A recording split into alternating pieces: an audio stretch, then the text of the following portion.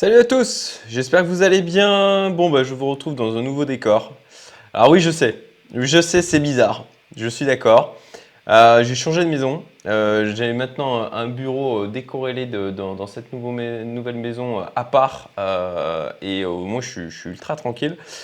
Par contre, le seul truc dans cette nouvelle maison avec lequel je n'accroche pas d'un point de vue déco, bah, c'est ça. Voilà. Alors je sais, c'est une œuvre d'art. L'art, c'est subjectif. Mais bon, j'ai laissé pour cette fois parce que je trouvais ça marrant. Mais je vais changer le fond. Voilà. Donc les amis, écoutez, je vous fais une vidéo fac, ça fait un petit moment que j'en avais pas fait. Je vais revenir sur certains des commentaires qui ont pu m'être posés, notamment suite à mes vidéos, où je vous mettrai le lien en haut à droite alors je vais reprendre, je me suis préparé, je vais diminuer un petit peu ma tête. Voilà, vous épargnez un peu le spectacle de ce fond, et puis je vais afficher donc les différents commentaires que j'ai prévu auxquels j'ai prévu de répondre dans cette vidéo.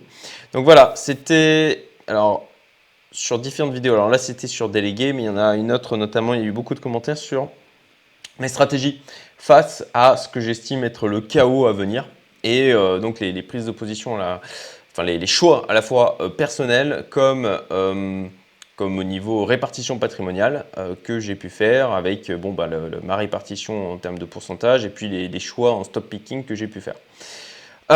Donc je prends la question donc la remarque de Jimmy. Salut Cédric, merci encore pour toutes les vidéos et particulièrement les trois dernières, voilà, merci. Concernant la crypto, serait-il possible de faire une vidéo analyse et conseil suite à tes nombreuses expériences de ces derniers mois, années? Je pense notamment au mandat de gestion, à ton propre trading ainsi que ton holding. Quels sont tes résultats et ta nouvelle vision sur le sujet? Ok, question très intéressante. Je vais déjà m'arrêter là. Il y a déjà beaucoup à dire. Donc je vais essayer d'être aussi synthétique que possible. Alors sur le point, on va dire sur les mandats de gestion, j'ai fait une vidéo bilan. Que vous pouvez retrouver. Si je le mettrai du coup en haut à droite pour vous au niveau de celle-ci. Et ensuite sur les mandats de gestion. Alors consensus au sein de ma communauté privée avec des gens qui effectivement, alors c'est pas pour tout, c'est pas le cas de tous, hein, mais il y en a plusieurs qui ont plusieurs millions et qui du coup ont expérimenté des nombreux mandats de gestion avec des gens qui ont plus d'expérience que moi. Ce qui ressort globalement, c'est que c'est très compliqué de trouver des gens qui sont réellement compétents. Même avec des mandats de gestion, on rentre à 100K, et moi le premier, hein, je me disais, bon bah voilà, maintenant j'accède à ce type de mandat de gestion. Bon bah c'est quand même assez naïvement, hein, je pensais que ce serait des gens qui seraient particulièrement compétents et qui feraient mieux que moi. Et pas forcément. Le gros problème avec ces mandats de gestion, bien souvent, c'est que en fait, il y a beaucoup de fonds comme ça, alors mandat de gestion de fonds en l'occurrence, qui s'ouvrent et qui se ferment assez rapidement, quoi. Il y en a beaucoup en fait. Et en clair, bah, ils vont prendre des fees, ils vont prendre de la performance et ils vont être incités en fait à prendre du risque. Et ils vont prendre de la perf quand en fait on est en phase haussière, c'est facile de faire de la performance au final. C'est limite le premier crétin venu, même en faisant un peu n'importe quoi, arrive quand même à potentiellement surperformer le Bitcoin par exemple ou surperformer le S&P 500. Quand tout augmente et il y a des actifs qui sont très risqués mais qui ont des perfs plus élevés que le S&P par exemple. Bon, bah, c'est pas très compliqué. Et ça, j'en ai déjà parlé. Je vous rappelle le trader hamster, le hamster trader, euh, qui est décédé maintenant, paix à son âme, et qui, en fait, c'était le principe, c'était de prendre des positions sur le marché crypto en fonction de ce que faisait le hamster dans sa cage. Donc, un truc complètement aléatoire. Et en fait, il arrivait à surperformer le marché. Et moi, ça a été une vraie leçon de me dire, OK, que en fait, déjà, grosse humilité personnelle de se dire ah ouais, je suis trop bon, je fais de l'argent pendant un marché haussier, etc. Mais en fait, c'est vraiment le bilan, on peut le tirer une fois que le marché haussier est terminé, quand on est passé en bear. Et ok, est-ce qu'en clair, on est toujours en gain ou pas. C'est vraiment la partie, moi, parce que le marché est là pour vous prendre de l'argent, donc c'est de faire le bilan après coup, quoi. C'est facile de faire le bilan en marché haussier. Non, c'est vraiment une fois que le marché haussier est passé, on est passé en bear market, ok, est-ce que moi j'ai réussi à préserver du capital, à vraiment être en gain par rapport au capital que j'avais mis. Donc ça, c'est un premier point. Et donc, grosse humilité là-dessus quand on fait du gain dans un marché haussier. Et en plus de ça, de la même manière, c'est qu'au niveau des fonds, on peut se demander du coup, au niveau des chiffres qui sont annoncés, quand il y a surtout des chiffres qui sont pendant une période haussière, est-ce que ça reflète réellement la compétence de ces gens? Donc, je crois que là, de nouveau, c'est ultra important de se constituer un réseau de personnes averties qui a expérimenté des choses et qui potentiellement va nous mettre en relation avec des personnes qui sont réellement compétentes. Et ça nécessite d'avoir des interactions humaines, hein, pour vraiment juger de la chose. C'est difficile, hein. C'est clairement difficile. Moi, le seul mandat de gestion, le seul fonds dans lequel je suis encore aujourd'hui, c'est le fonds d'Alex de Quantips, le fonds DSM, qui d'ailleurs est encore en gain depuis le 1er janvier de cette année au 18 mai, au moment où je fais cette vidéo. Ce qui compte tenu de la gueule du marché, est plutôt rassurant. Et puis encore une fois, comme je l'ai déjà dit, j'ai fait une vidéo sur le sujet. Moi, je le côtoie toutes les semaines. J'ai encore vu, on a passé la soirée lundi soir ensemble avec son associé Olivier. Et voilà, je suis très rassuré sur la manière dont ils gèrent les choses et sur le fait que justement, ils ne sont pas amenés à prendre des risques exacerbés. Et c'est souvent le problème avec les fonds, c'est que ils sont incités à prendre des risques parce qu'ils vont gagner quand ils vont faire des fees, quand il y aura de la perf. Mais ils ne perdront, en fait, ils n'auront pas de fees à payer, mais ils ne perdront rien quand en fait, ils se prendront une mandate de moins 50% et en fait, c'est notre argent qui se prend ça. En final, des fonds qui ouvrent comme ça, qui prennent des frais et puis ensuite qui ferment parce que faute de performance, il y en a plein. Donc, il faut faire ultra gaffe à ça. Ensuite, sur mon propre trading, de la même manière, en période haussière, ça va, ça se passe bien.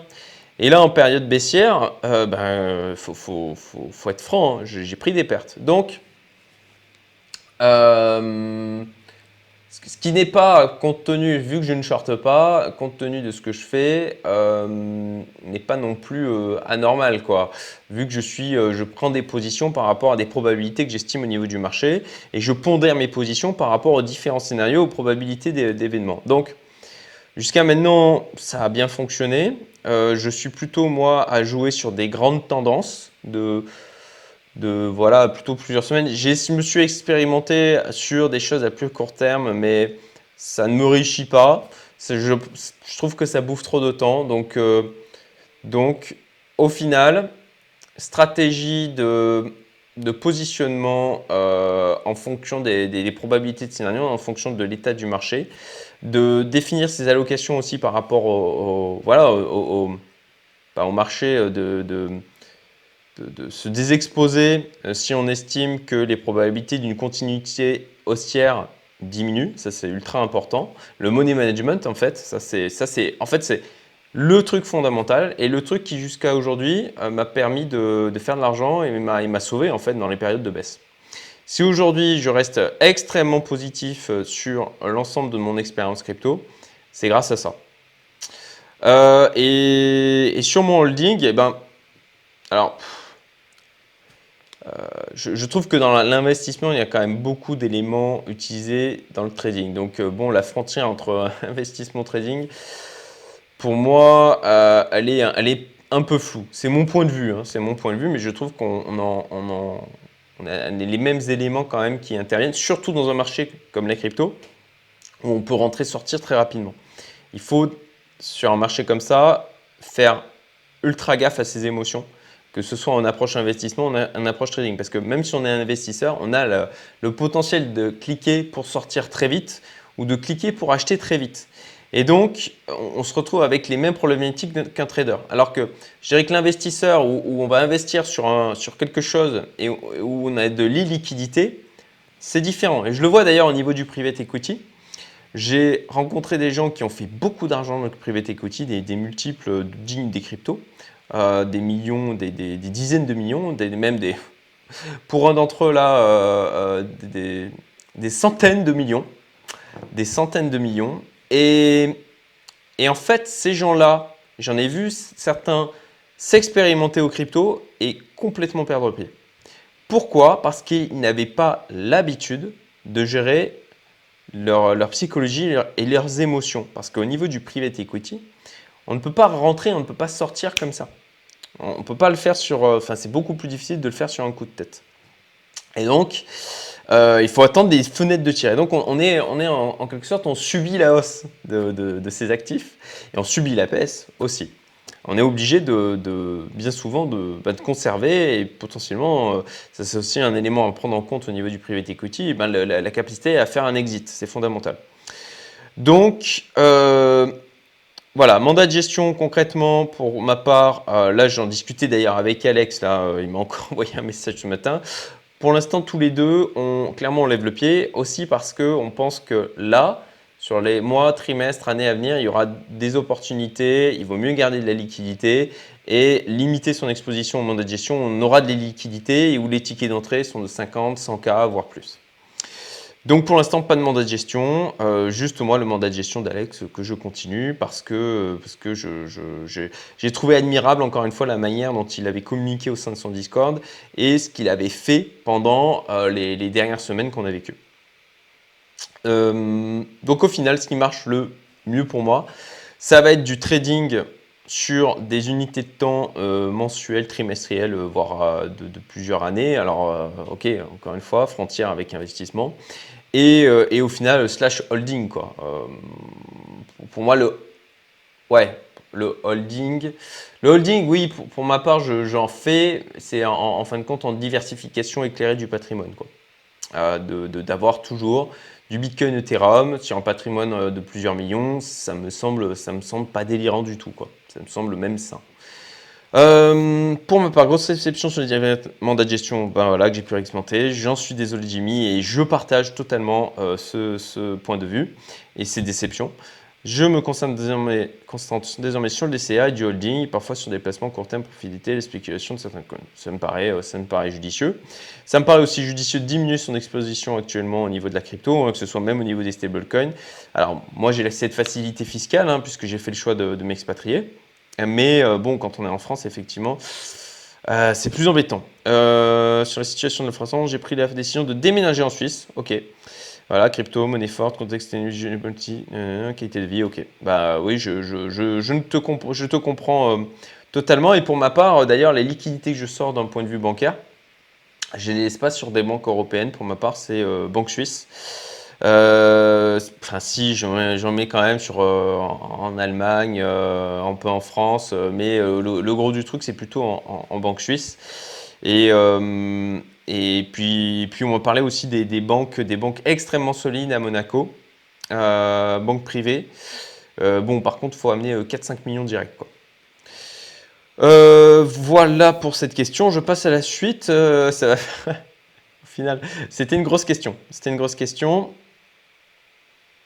Je vais essayer j'ai peur que la vidéo soit un peu longue. Je vais peut-être faire cette fac en 2 temps. On va voir un petit peu en fonction du temps que ça dure. Alors, merci Cédric. Tu n'as pas idée à quel point je me dis ça tous les jours. Alors oui, le fait de déléguer, toujours. Étant auto-entrepreneur. Mais bon, pour commencer, on va dire que c'est pas mal. Je suis encore dans la démarche de tout faire moi-même, par peur de déléguer, et je sais que j'ai tort. J'ai hâte de voir une deuxième partie. Donc, il y a une deuxième partie où j'expliquais exactement, moi, je fais appel beaucoup à The Assistant. Voilà, il y a d'autres personnes, d'autres moyens aussi de déléguer. Là, Maurice, j'ai du personnel aussi de maison, en fait. Ça me permet aussi d'alléger fortement la charge et de pouvoir me consacrer à d'autres choses. Et donc, il y a plein de moyens de déléguer. Tout ce qui, en fait, vous éloigne de là où vous avez votre valeur ajoutée ou que vous n'avez pas envie de faire, trouvez des moyens. Il y a des moyens de déléguer. Franchement, voilà, statut auto-entrepreneur. Ah oui, la question c'était, oui, auto-entrepreneur. Les petites astuces, en fait, par rapport au fait que le CA augmente fort. Alors, pour info, là-dessus, Vous avez la possibilité, une année sur deux, au niveau des auto-entrepreneurs, de dépasser. J'ai des gens dans ma communauté qui l'ont fait. Donc, je ne parle pas d'un truc dont j'ai juste entendu parler. J'ai vraiment des gens dans ma communauté privée qui le font. C'est le fait de, une année sur deux, d'exploser le chiffre d'affaires. Et en fait, ce qu'il faut savoir, c'est qu'il n'y a pas de limite. Il n'y a pas de limite. Vous pouvez faire sur le papier, alors ils n'ont pas poussé à ce point-là, très sincèrement, mais vous pouvez faire 400 000 euros de chiffre d'affaires et vous n'aurez pas votre statut auto-entrepreneur qui sera annulé. Alors potentiellement, ils vous enverront une lettre et en fait, vous pouvez leur répondre en disant, et encore une fois, je parle de gens qui sont proches en relation directe, qui ont envoyé du coup une lettre pour expliquer que non, ils étaient dans le cadre de la loi, qu'ils avaient dépassé le chiffre d'affaires une seule année et que du coup, ils voulaient garder leur statut auto-entrepreneur. Donc, une année sur deux, vous pouvez le faire. Et concrètement, après, voilà, il faut disons, faire en sorte que votre facturation tombe bien par rapport à ça. J'espère avoir un petit peu aidé Marc sur ce sujet. Je prends la prochaine question. Bonjour Cédric, donc les gridbots, merci pour cette découverte. J'ai mis en place un bot via FTX ayant 25 FTT stackés. Je n'ai pas de frais en maker. Alors oui, merci pour ça. Effectivement, du coup, j'ai pris les 25 FTT. Donc merci Thibaut pour cette remarque que j'ai appliquée aussi de mon côté. Donc c'était sur la vidéo au niveau des gridbots.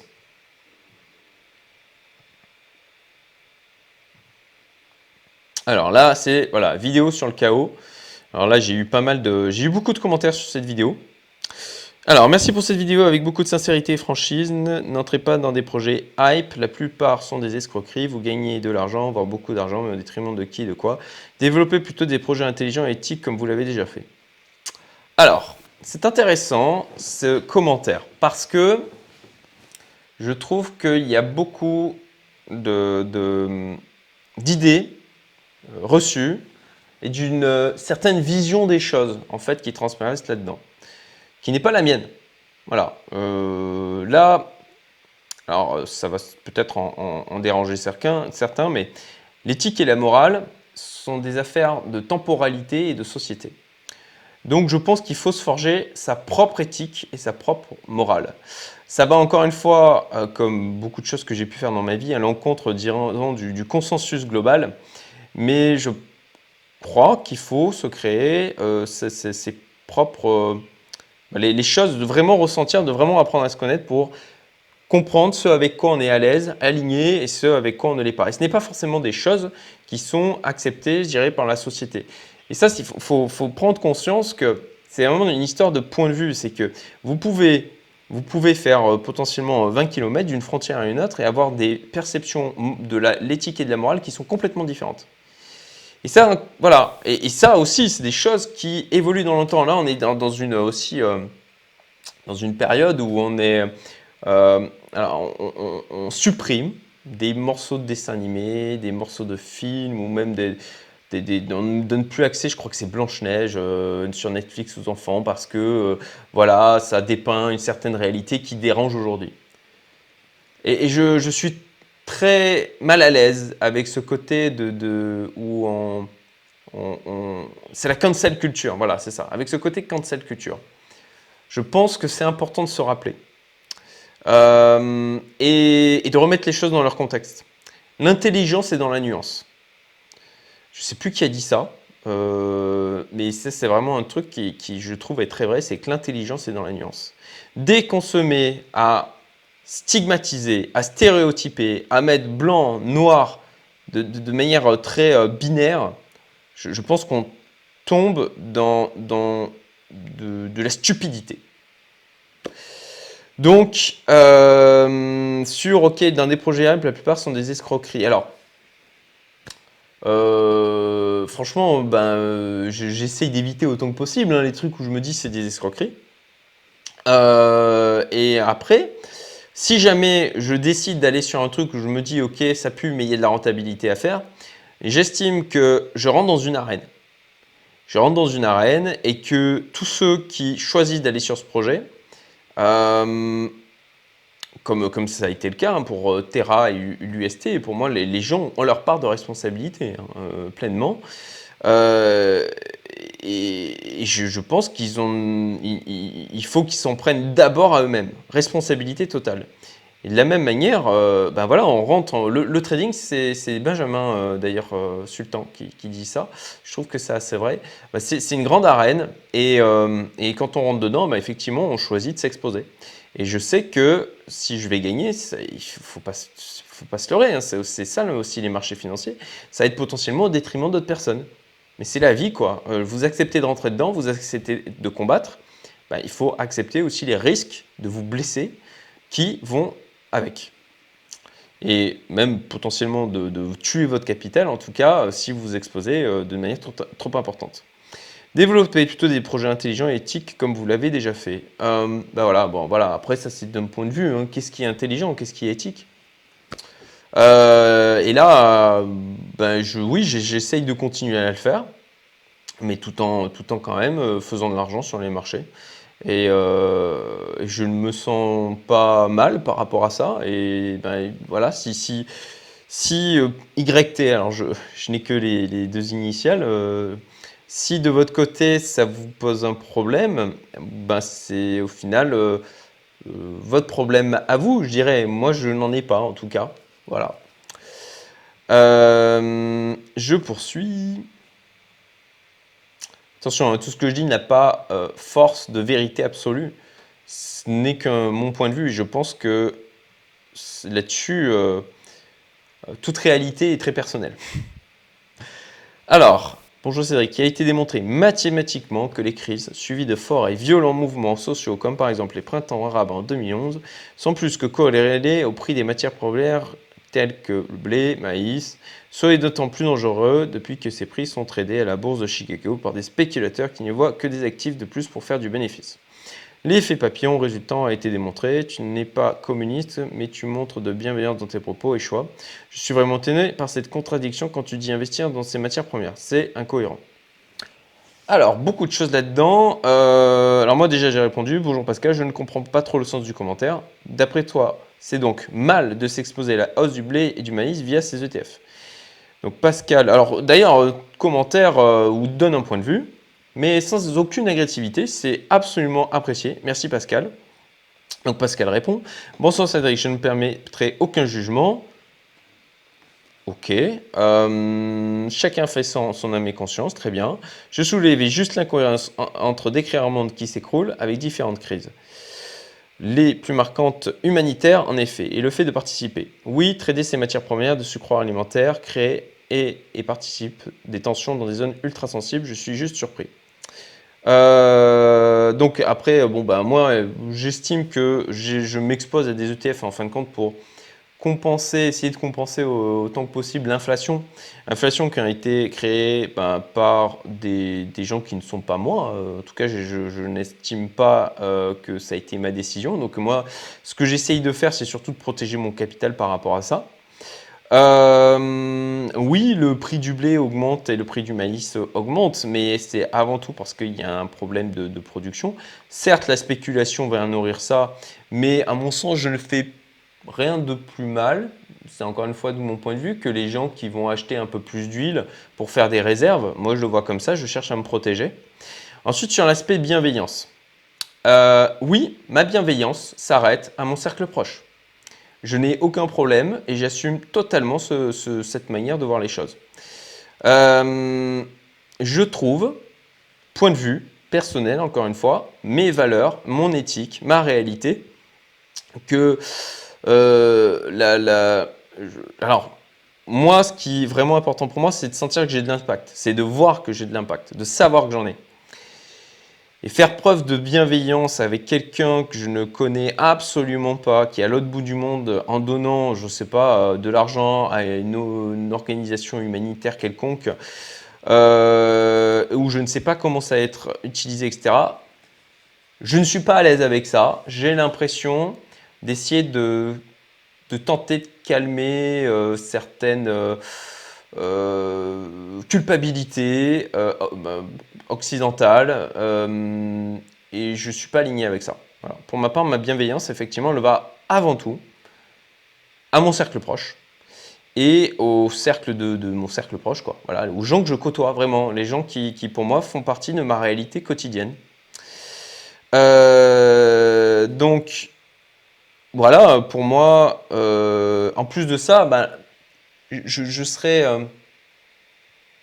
je serais bien, je veux dire, mon impact est, je n'ai aucun impact en fait. Là, avec ce que j'achète moi sur les ETF qui répliquent encore une fois le prix maïs et blé, donc je ne fais que surfer sur une vague.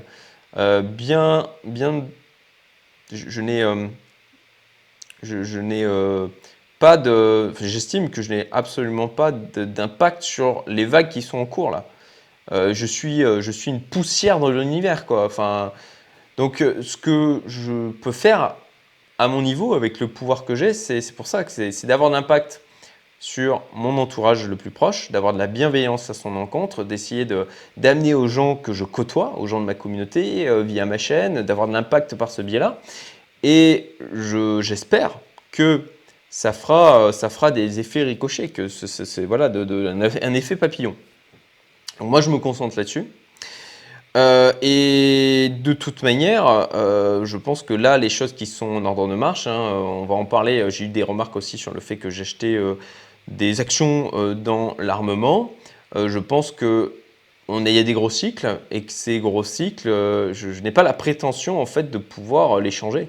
Donc, moi, je m'adapte aux changements qui se produisent. Je n'essaye pas de contrer la vague. Effectivement, je vais dans le sens du vent, hein. Je l'assume encore une fois. J'ai pas de problème avec ça. Donc, voilà, pour essayer d'expliquer un peu ma vision du monde, ma vision des choses. Vous pouvez être d'accord ou pas, libre à vous. Mais voilà, pour répondre à Pascal. Et encore une fois, c'est un commentaire sans animosité, avec de l'interrogation, avec effectivement, quand même, on sent que dans les propos qu'il y a des choix que je fais qui dérangent, qui interpellent. Et j'espère avoir éclairé là-dessus. Incohérent, bon, bah, incohérent, c'est un point de vue. Moi, je ne trouve pas incohérent. Je suis aligné avec ça. Si tant est, voilà, où j'explique qu'effectivement ma bienveillance va en priorité aux gens que je côtoie. Je prends le prochain commentaire et je pense que ça va faire. Je crois que je vais la faire. D'ailleurs, j'ai loupé un commentaire. Désolé pour ça, les amis. Voilà. Oh là. Ok. Alexis, merci pour ta vidéo. Penses-tu que l'IMO en France risque fort de baisser à court terme dans nos sens? Donc moi j'ai répondu très difficile à dire, franchement je ne sais pas quoi en penser. Il y a d'un côté des arguments pour des hausses et d'autres pour des baisses. Par contre j'ai un avis sur le sujet qui me concerne directement, les biens qui ont du terrain avec de belles superficies dans le sud de la France, au calme, prenant sûrement encore de la valeur. Ce qui est donc la maison que j'ai conservée dans le sud de la France à proximité d'Aix-en-Provence. Donc voilà, merci pour la réponse. De mon côté, principalement investi en IMO locatif meublé en France avec toutes les emmerdes que ça génère. Bon courage avec ça, Alexis. Je trouve intéressant le partage de tes questions pour diversifier et protéger le capital. Je te remercie. C'est justement pour ça que je partage, en tout cas ce que je choisis de faire. Comme tu l'évoques, pour s'expatrier, il faut avoir, à mon sens, au moins, ah oui, c'est pour ça que j'ai mis ce commentaire, 1 million net pour que cela en vaille la peine. À mon sens, c'est inexact. Je pense qu'il ne faut pas attendre d'avoir 1 million net pour s'expatrier. Déjà parce que vous allez vous exposer à une exit tax qui n'est pas piquée des verres. Et en plus de ça, parce que vous n'imaginez pas à quel point c'est un accélérateur d'enrichissement de sortir de l'enfer fiscal qu'est la France. Parce qu'il y a des paradis fiscaux, certes, et il y a aussi des enfers fiscaux. Et la France est clairement un enfer fiscal et un enfer réglementaire. Et un enfer administratif. Voilà. Moi, maintenant, pour goûter un autre monde depuis à peu près 7 mois, ça a été une réelle claque. Et je regrette de ne pas avoir pris la mesure de cette différence, de cet autre univers qui existe, qui n'est pas, qui est gérer la majorité de ce qu'est le monde, hein. La France est une anomalie, hein, complète. Donc non, on n'attend pas 1 million net. Si tu penses à t'expatrier, fais-le le plus tôt possible. Surtout si vous avez des business où vous pouvez les gérer à distance, la différence d'enrichissement sera hallucinante. En plus de ça, vous vous exposez à la différence de change. Vous avez une monnaie plus forte, l'euro, alors elle décline, hein, c'est sûr, hein, mais vous avez aujourd'hui, ça vous donne, en choisissant judicieusement le pays dans lequel vous allez vous positionner, un pouvoir d'achat qui est démultiplié, un revenu qui sont les mêmes. Mais en plus de ça, vous diminuez votre pression fiscale. C'est juste, alors ça, c'est un truc dont je parle au sein de ma communauté privée. Si ça vous intéresse de la rejoindre, encore une fois, vous avez le lien en description, vous pouvez postuler. Je donne les chiffres précis, ça c'est des choses, je peux échanger en privé sur ce genre de choses, mais vous n'avez pas idée de la différence que ça procure dans votre vie. Et pour moi, je le vois, hein, c'est un effet accélérateur en termes de confort, en termes de possibilités qui est juste démentiel. Et ça, tant que vous n'êtes pas sorti, vous n'avez pas tenté cette expérimentation de l'expatriation, il faut la préparer. Hein. Et ça doit être absolument préparé et vous devez absolument vous entourer de personnes qui l'ont fait, qui sont positionnés dans le ou les pays que vous visez. Et le réseau est fondamental pour une expatriation réussie. Mais ça fait une différence de malade. Donc surtout n'attendez pas. Surtout n'attendez pas. Surtout que dans les années à venir, je ne suis pas certain qu'on soit aussi libre. Aujourd'hui, qu'aujourd'hui au niveau de les mouvements de ces actifs. Voilà. Bah, c'était le point sur lequel je voulais revenir. Bon, je suis à la moitié des commentaires et la vidéo commence à être un peu longue. Je vais la faire en 2 parties, j'en referai une autre. Preg, merci pour la vidéo sans langue de bois. Concernant le private equity, ça fonctionne comment? Peut-être un sujet pour une prochaine vidéo. Oui, mon Dieu qu'il y en a des choses à dire sur le private equity. En fait, sur ces dernières années, j'ai fait, je crois, une douzaine d'investissements dans des startups, vraiment private equity. Et en fait, ça m'a ramené pas mal d'argent. Pas autant que les cryptos, hein. Mais ça m'a quand même ramené. Il n'y aurait pas eu les cryptos, ça aurait été aussi un game changer. Donc très intéressant. Je pense que j'ai eu de la chance aussi d'avoir eu autant de réussite sur aussi peu d'investissement. Néanmoins, j'ai quand même isolé les éléments, les facteurs, je pense, qui m'ont permis de réussir. Alors j'essaye de faire attention aussi au biais du survivant, bien sûr. Je pense même, vous savez quoi, dernièrement, je pense, parce qu'en fait, maintenant que j'ai beaucoup de temps, à vrai dire, je me fais un peu chier. Et je réfléchis à qu'est-ce que je vais développer, continuer à développer comme activité. Je me demande dernièrement si je ne vais pas sortir de la formation en ligne, créer des masterminds sur des sujets, créer comme ça plus d'échanges, rencontrer des personnes qui sont dans les dynamiques. Ça me permettra de développer mon réseau, créer encore plus de business, générer encore plus d'argent. Voilà, c'est un truc auquel je pense, de potentiellement faire une formation autour de mon retour d'expérience, autour de mes succès sur le private equity.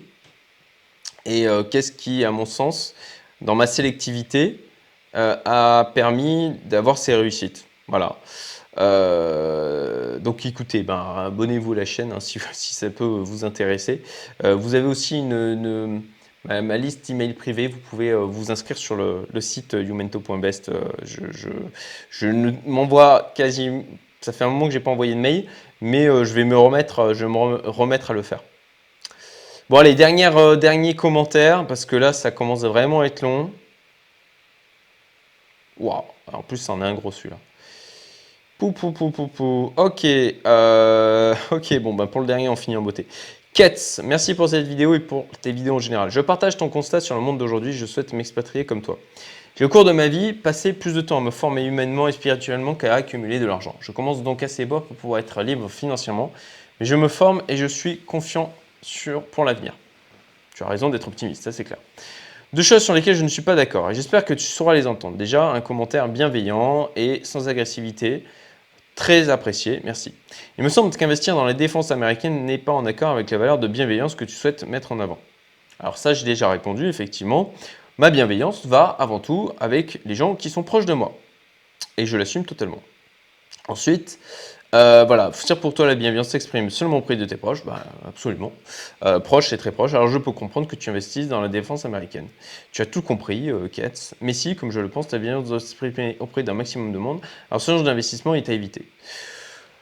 Point de vue, encore une fois, vous savez quoi? Je pense que les gens qui aujourd'hui, ça va pas faire plaisir, hein. Je pense que les gens aujourd'hui qui font le choix de rester en France contribuent plus à l'armement que moi avec les quelques actions que j'ai prises là sur de compagnies qui créent des armes. La France est un vendeur d'armes, elle en achète, à la bombe atomique et vos impôts contribuent à tout ça. Donc bien sûr, vous allez pouvoir me répondre, vous allez certainement dire « Ah oui, mais j'ai pas le choix, je suis en France, etc. » Mais en fait, dans la vie, ce n'est qu'à faire de choix en fonction de son propre confort. On fait des compromis. On fait des compromis par rapport à l'effort que ça nécessiterait pour être complètement en accord avec ses propres choix, valeurs, éthiques. Et en l'occurrence, si Ketz, je pense que si tu es en France, alors je me permets de te tutoyer, hein, je crois que je sais plus si tu me tutoies, si pour toi, oui, tu me tutoies, donc je me permets de le faire aussi. Si tu es en France et que tu payes des impôts en France, je suis désolé, mais aujourd'hui, tu contribues plus à l'industrie de l'armement que moi, à mon sens. C'est pas avec les deux petites actions sur lesquelles je me suis positionné surtout, enfin voilà, si je ne finance pas directement ces sociétés, je suis sur le marché secondaire. Bon voilà, c'est mon point de vue. Qui plus est, là je vous renvoie aux travaux notamment de Ray Dalio, je vous renvoie à l'histoire humaine d'une manière générale. La violence et les guerres font partie de la nature humaine. Et là encore, je serais bien prétentieux de croire que je peux aller à l'encontre de ça. Et encore une fois, je suis à l'aise avec le fait de me dire que je surfe sur des vagues.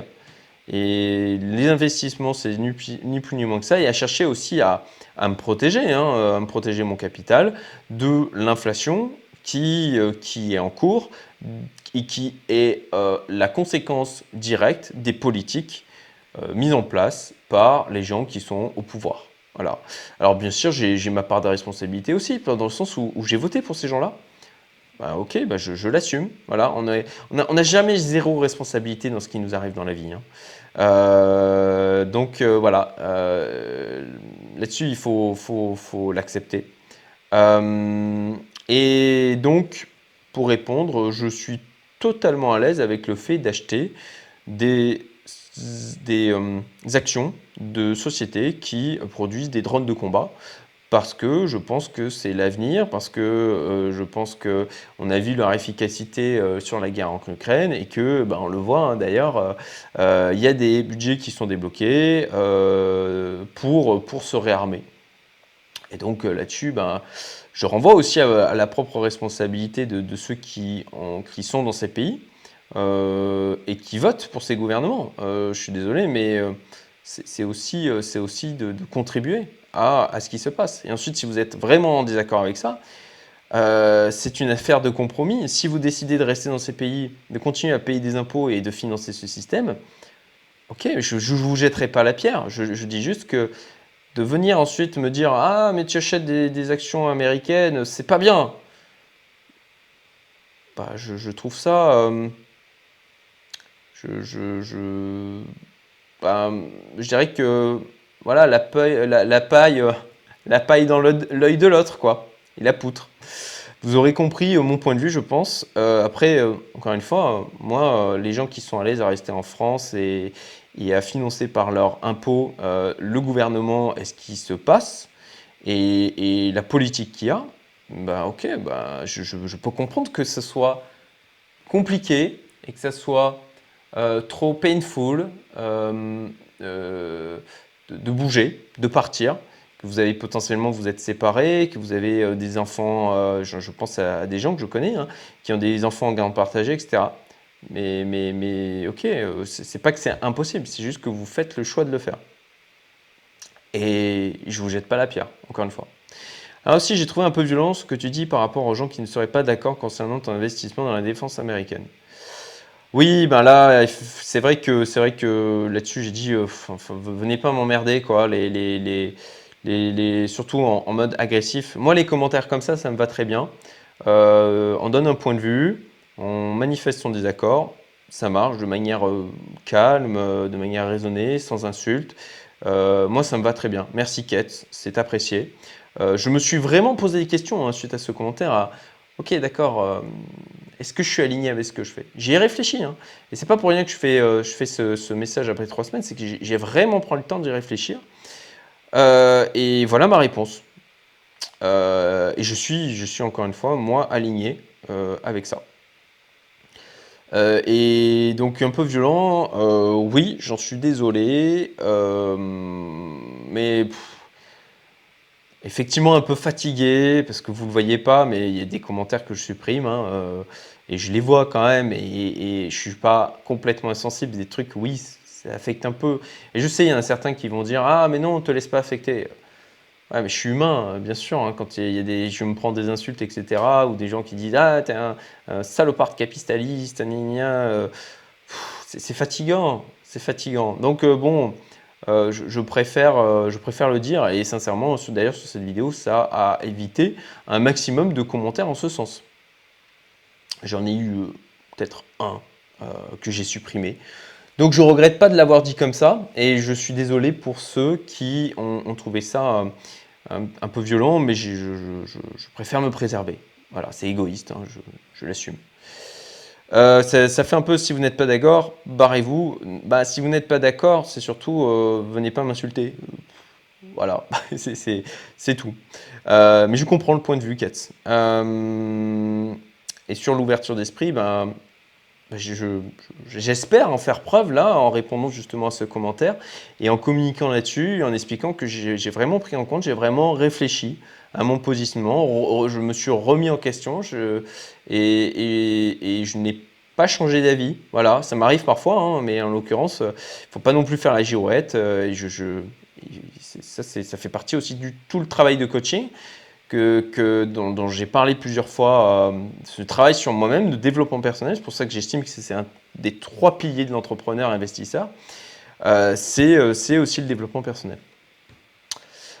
Voilà, je vais arrêter là et je vous souhaite une excellente journée. Je vous dis à très bientôt pour d'autres aventures. Salut à tous!